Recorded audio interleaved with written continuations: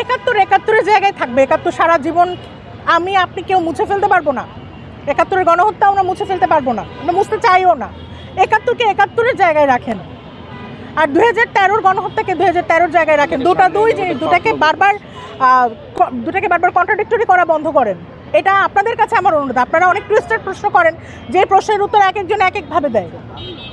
এই প্রশ্নটা আসলে আপনাদের পক্ষ থেকেও পজিটিভলি হওয়া উচিত। স্মৃতি মুছে ফেলা, দেখেন হাসিনা তো 12 বছরের স্মৃতি মুছতে পারে নাই।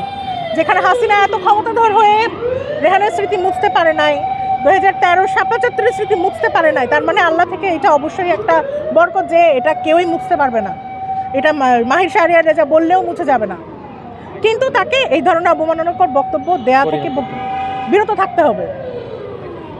আমরা যেমন তাদের শহীদদেরকে সম্মান করছি, তাদেরকেও আমাদের শহীদদেরকে সম্মান করতে হবে। এবং শহীদের পরিচয় কোনো জামা কাপড় ইনস্টিটিউশন হইতে পারে না। একজন রিকশাওয়ালা শহীদ হলে সেও শহীদ, তাকেও সমান সম্মান দিতে হবে।